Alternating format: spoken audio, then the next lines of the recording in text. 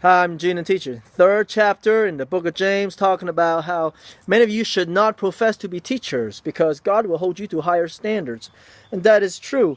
Because if you mislead your own self, you got nobody but yourself to blame, and you lost one soul. But if you lead a bunch of people and they all follow you wrong, then you're responsible for a lot of souls. I think about Waco, Texas, and the laced Kool-Aid. If you don't know what I'm talking about, Google it. It's like a mass attempted suicide, all in the glory of God. Now today, you can just teach anything and profess yourself to be a spiritual teacher, and the sad part about it is somebody will follow you. Now that's not because today's people have no common sense. It's because that people today are so desperate for some source of hope that they will believe just about anything if you promise them some truth.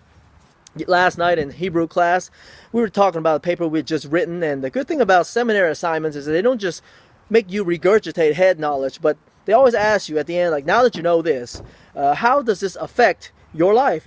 How have your life been struggling in this area? And so one classmate spoke up and said that he says, seems like that the more I learn about God's truth, the more I'm measuring other people up against it and becoming judgmental myself. Like, oh, so-and-so is not living right.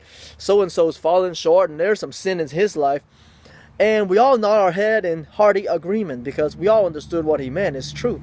Seems like that the more you get your own life together, your own act together, the more you want to pat your own self on your shoulder and be proud of how well you're doing and look down your nose at other people. C.S. Lewis says the biggest sin of all is actually pride. And so I think we will be surprised on Judgment Day. When we go to meet our Maker, we're going to see a lot of people get into heaven ahead of us who had been struggling like miserably down here on earth. And they're going to get into heaven ahead of the rest of us teachers who profess to teach God's truth. But we had fallen to the sin called pride.